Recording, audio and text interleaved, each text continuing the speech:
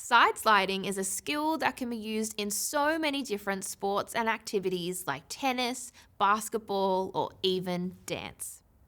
Before we get started though, there are a few things we need to remember before we teach our fundamental movement skills. 1. Make sure you have your sticker hand, sticker foot, and even your sticker belly button ready to support the children.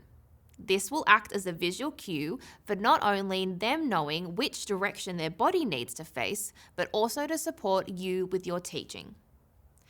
2.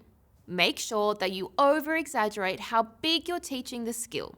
They will copy everything you show them.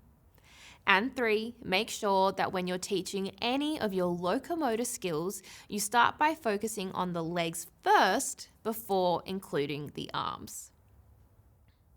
Alrighty, let's slide to it.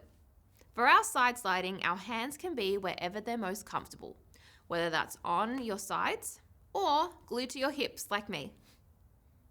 Step 1 of our side sliding is we need to practice which way our legs move and also how we transfer our weight. Let's practice this all together. Point your sticker foot out to the side, and without moving our feet, we're just going to go up and over, and then we end pointing our non-sticker foot out to the other side. Keep it there, and let's go back the other way. Up and over, and now we're pointing our sticker foot up and over, up and over. Great job. Step 2 for our side sliding is we need to practice our side stepping. So for a transition time activity, you could set up some masking tape just like this, and the children can practice their side stepping. Let's do it all together. Ready? Out and together. Out and together. Back the other way. Out and together. Out and together. Great job. Step 3 for our side sliding is we need to practice doing the same thing, but instead of stepping our foot in, we need to drag it in. So as a visual cue, you could pretend that there is a marker or some chalk, or that we're painting with our toes.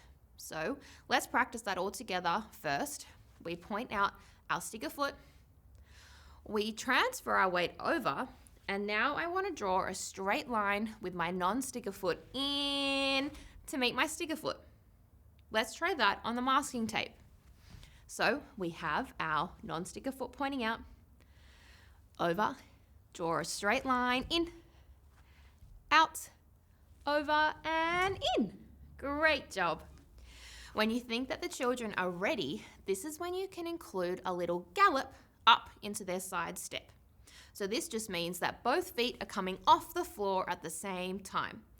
It can be a little bit tricky to include this skill, so just keep practicing and over-exaggerate how high you're jumping up in the air so they can see exactly how it's done. Let's do a couple on each leg. Pointing out our sticker foot, we step up, step up. Great job. Let's try the other side. Pointing out our non-sticker foot, step up, step up. Great job. I hope you enjoy practicing your side sliding with the children. You might notice a few common errors the children do as they start to learn a skill for the first time. It's really important that we learn to detect and correct these errors so they do not progress further with bad habits. Some common errors you might notice the children do as they start to side slide is that they don't know what direction their belly button needs to face.